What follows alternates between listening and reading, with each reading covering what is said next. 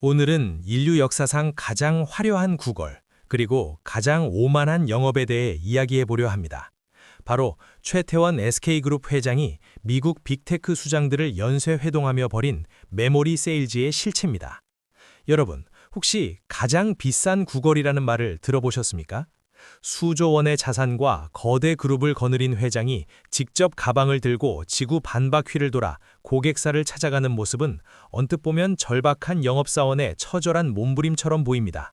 하지만 이 구걸의 끝에는 인류의 지능을 통제할 수 있는 핵심 부품, 바로 HBM이라는 압도적인 권력이 쥐어져 있습니다. 우리는 지금 기업의 수장이 고객을 만나러 가는 것이 뉴스 메인 화면을 장식하는 기묘한 시대를 살고 있습니다. 보통 경제 논리에서는 물건을 사는 사람이 갑이지만 지금의 AI 반도체 시장은 물건을 가진 자가 황제인 역설의 시대입니다.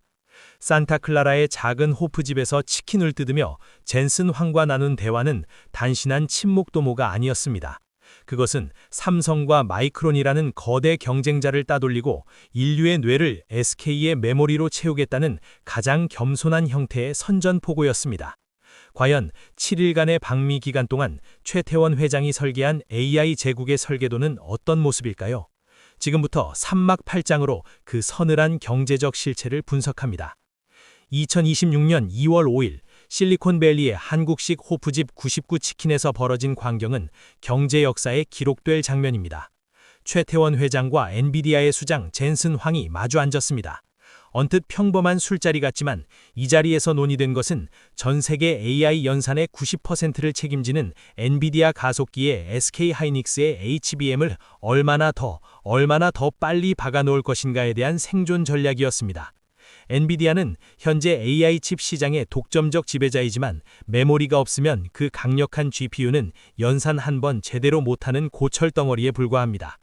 최 회장은 이 자리에서 단순히 공급을 약속한 것이 아닙니다. 엔비디아의 차세대 로드맵에 맞춘 최적화된 메모리 로드맵을 선제적으로 제시하며 경쟁자들이 넘볼 수 없는 기술적 장벽을 구축했습니다. 이는 경제학적으로 볼 때 전환 비용을 극대화하는 전략입니다. 엔비디아가 SK의 메모리에 맞춰 칩을 설계하게 만듦으로써 나중에 삼성이 더 싼 가격을 제시하더라도 시스템을 쉽게 바꿀 수 없게 만드는 락인 효과를 노린 것이죠. 황제와 나눈 치킨 한 조각의 가치는 수십조 원의 수주잔고로 돌아올 준비를 마쳤습니다. 그런데 말입니다. 이들의 동맹은 단순히 칩 하나를 주고받는 수준에 그치는 것일까요? 최 회장의 다음 행선지는 브로드컴이었습니다. 혹탄 오 CEO와의 만남은 메모리 산업의 근본적인 패러다임 변화를 의미합니다. 지금까지의 메모리는 정해진 규격에 맞춰 대량 생산하는 기성품 시장이었습니다. 하지만 브로드컴처럼 빅테크들의 맞춤형 칩을 설계하는 기업과의 협력은 이제 메모리가 커스텀 메이드 시장으로 완전히 진입했음을 선포한 것입니다. 브로드컴이 설계하는 AI 가속기 단계에서부터 SK하이닉스의 HBM 설계를 오늘은 인류 역사상 가장 화려한 구걸, 그리고 가장 오만한 영업에 대해 이야기해 보려 합니다. 바로 최태원 SK그룹 회장이 미국 빅테크 수장들을 연쇄 회동하며 벌인 메모리 세일즈의 실체입니다. 여러분, 혹시 가장 비싼 구걸이라는 말을 들어보셨습니까? 수조 원의 자산과 거대 그룹을 거느린 회장이 직접 가방을 들고 지구 반바퀴를 돌아 고객사를 찾아가는 모습은 언뜻 보면 절박한 영업사원의 처절한 몸부림처럼 보입니다. 하지만 이 구걸의 끝에는 인류의 지능을 통제할 수 있는 핵심 부품, 바로 HBM이라는 압도적인 권력이 쥐어져 있습니다.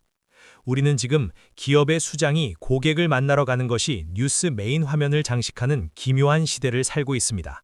보통 경제 논리에서는 물건을 사는 사람이 갑이지만 지금의 AI 반도체 시장은 물건을 가진 자가 황제인 역설의 시대입니다.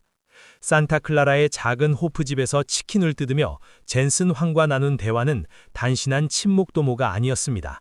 그것은 삼성과 마이크론이라는 거대 경쟁자를 따돌리고 인류의 뇌를 SK의 메모리로 채우겠다는 가장 겸손한 형태의 선전포고였습니다. 과연 7일간의 방미 기간 동안 최태원 회장이 설계한 AI 제국의 설계도는 어떤 모습일까요? 지금부터 삼막팔장으로 그 서늘한 경제적 실체를 분석합니다. 2026년 2월 5일 실리콘밸리의 한국식 호프집 99치킨에서 벌어진 광경은 경제 역사에 기록될 장면입니다. 최태원 회장과 엔비디아의 수장 젠슨 황이 마주 앉았습니다. 언뜻 평범한 술자리 같지만 이 자리에서 논의된 것은 전 세계 AI 연산의 90%를 책임지는 엔비디아 가속기의 SK 하이닉스의 HBM을 얼마나 더 빨리 박아놓을 것인가에 대한 생존 전략이었습니다. 엔비디아는 현재 AI 칩 시장의 독점적 지배자이지만 메모리가 없으면 그 강력한 GPU는 연산 한 번 제대로 못하는 고철덩어리에 불과합니다. 최 회장은 이 자리에서 단순히 공급을 약속한 것이 아닙니다. 엔비디아의 차세대 로드맵에 맞춘 최적화된 메모리 로드맵을 선제적으로 제시하며 경쟁자들이 넘볼 수 없는 기술적 장벽을 구축했습니다. 이는 경제학적으로 볼 때 전환 비용을 극대화하는 전략입니다. 엔비디아가 SK의 메모리에 맞춰 칩을 설계하게 만듦으로써 나중에 삼성이 더 싼 가격을 제시하더라도 시스템을 쉽게 바꿀 수 없게 만드는 락인 효과를 노린 것이죠. 황제와 나눈 치킨 한 조각의 가치는 수십조 원의 수주잔고로 돌아올 준비를 마쳤습니다. 그런데 말입니다. 이들의 동맹은 단순히 칩 하나를 주고받는 수준에 그치는 것일까요? 최 회장의 다음 행선지는 브로드컴이었습니다. 혹탄 오 CEO와의 만남은 메모리 산업의 근본적인 패러다임 변화를 의미합니다. 지금까지의 메모리는 정해진 규격에 맞춰 대량 생산하는 기성품 시장이었습니다. 하지만 브로드컴처럼 빅테크들의 맞춤형 칩을 설계하는 기업과의 협력은 이제 메모리가 커스텀 메이드 시장으로 완전히 진입했음을 선포한 것입니다. 브로드컴이 설계하는 AI 가속기 단계에서부터 SK하이닉스의 HBM 설계를 반영하는 공동 최적화 논의는 메모리 반도체가 더 이상 단순 부품이 아니라 시스템의 핵심 설계 요소가 되었음을 뜻합니다. 이는 재고 관리 리스크를 획기적으로 줄이고 이익률을 극대화할 수 있는 고부가 가치 비즈니스입니다. 최 회장은 브로드컴의 가속기에 최적화된 메모리를 공급함으로써 시스템 반도체와 메모리 반도체의 경계를 허물어버렸습니다. 고객사의 설계도 안에 미리 자리를 잡는 것, 이것이 바로 포식자의 영업 방식입니다. 하지만 이 화려한 공세 뒤에는 최 회장의 밤잠을 설치게 하는 서늘한 그림자가 따라다니고 있습니다. 이토록 최 회장이 광폭 행보를 보이는 이유는 명확합니다. 뒤에서 무섭게 쫓아오는 삼성전자와 마이크론 때문입니다.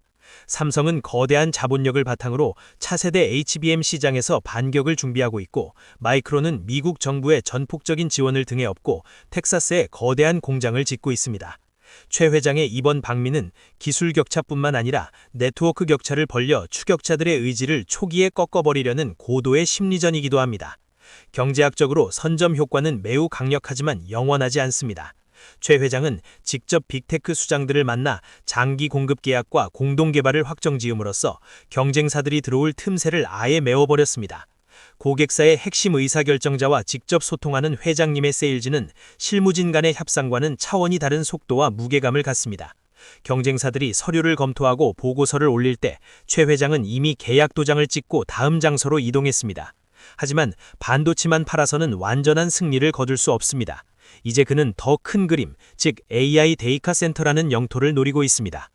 시애틀에서 만난 사티아 나델라 미스 CEO와의 만남은 반도체 공급을 넘어 솔루션 사업으로 확장되었습니다. 미스는 엔비디아 의존도를 낮추기 위해 자체 AI 가속기인 마이아 200을 개발해 하드웨어 독립을 꿈꾸고 있습니다. 최 회장은 이 기회를 놓치지 않았습니다. 마이아의 최적화된 HBM 장기 공급을 넘어 SK텔레콤이 보유한 AI 데이터 센터 운영 노하우를 접목하는 방안을 제안했습니다. 이는 칩을 파는 제조사를 넘어 AI 데이터 센터라는 거대한 인프라를 함께 구축하고 운영하는 파트너로 격상되었음을 의미합니다. 클라우드 서비스의 심장부에 SK의 기술력을 심어놓는 것이죠. 이제 SK는 미스의 서버가 돌아가는 매 순간 발생하는 수익의 일부를 기술료와 운영 수익으로 가져올 수 있는 구조를 설계하고 있습니다. 칩 하나를 팔 때보다 훨씬 더 길고 안정적인 현금 흐름을 창출하는 전략입니다. 그런데 여기서 궁금한 점이 생깁니다. AI는 서버실에만 갇혀 있을까요? 최 회장의 시선은 이제 우리의 얼굴 위로 향합니다. 마크 저커버그와의 회동은 가장 미래지향적이었습니다. 메타는 지금 스마트폰 이후의 폼팩터로 AI 글래스를 점찍고 전력을 다하고 있습니다. 안경 형태의 웨어러블 기기에서 가장 중요한 것은 무엇일까요? 바로 배터리와 발열입니다. 최 회장은 여기서 SK하이닉스의 저전력 D램과 낸드 플래시 기술을 해결책으로 제시했습니다. 신체에 착용하는 기기에 들어가는 메모리는 절대적인 성능보다 효율성이 중요합니다. 최 회장은 메타의 웨어러블 기기에 최적화된 저전력 칩을 공급함으로써 미래 가전 시장의 주도권을 선점했습니다. 또한 국내에 메타 전용 AI 데이터 센터를 구축하는 협력까지 이끌어내며 메타의 AI 서비스가 한국이라는 영토를 거점으로 삼게 만들었습니다.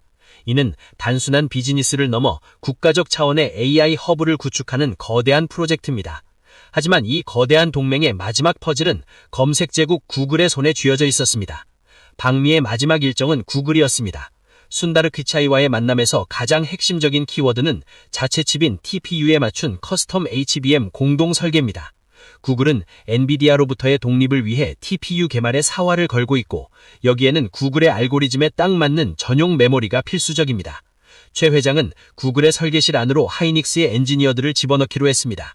설계 단계부터 함께 참여해 구글만을 위한 단 하나의 메모리를 만드는 것이죠. 이는 공급사와 고객사의 경계가 완전히 허물어지는 협력 모델입니다. 피차이와 최 회장은 메모리 확보가 AI 데이터 센터 구축의 가장 큰 병목이라는 데 공감했습니다. 이 병목을 해결해 줄 수 있는 유일한 열쇠를 쥔 인물이 바로 최태원이라는 사실을 구글의 수장에게 다시 한번 각인시킨 셈입니다. 이제 그는 단순한 영업사원에서 AI 시대의 심판관으로 변모하고 있습니다. 과거 반도체 시장에서 메모리는 CPU의 보조적인 역할을 수행하는 부속품에 불과했습니다. 하지만 AI 시대의 경제학은 완전히 바뀌었습니다. 아무리 빠른 프로세서가 있어도 데이터 전송 속도가 따라오지 못하면 전체 시스템은 멈춰버립니다. 이른바 메모리 벽 현상입니다. 최태원 회장은 이 병목 지점을 장악함으로써 전 세계 AI 연산의 속도를 결정할 수 있는 권력을 손에 넣었습니다. 이제 빅테크들은 SK 하이닉스의 메모리 로드맵을 먼저 확인해야 자신들의 차세대 AI 모델 출시 일정을 잡을 수 있습니다. 을이 갑의 스케줄을 결정하는 권력 역전이 일어난 것입니다. 최 회장의 이번 세일즈는 우리가 1등이니까 사달라는 부탁이 아니라 우리가 아니면 당신들의 AI 혁명은 여기서 멈출 것이라는 부드러운 협박에 가깝습니다. 지능의 시대를 지배하는 것은 알고리즘이 아니라 그 데이터를 실어 나르는 메모리의 좁은 통로입니다. 그런데 이 승리가 과연 SK를 영원한 황제로 만들어줄까요?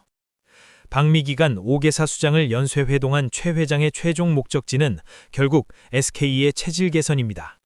단순히 칩을 만들어 파는 제조기업에서 AI 인프라를 설계하고 데이터 센터를 운영하며 클라우드 솔루션을 제공하는 토털 AI 기업으로의 진화입니다.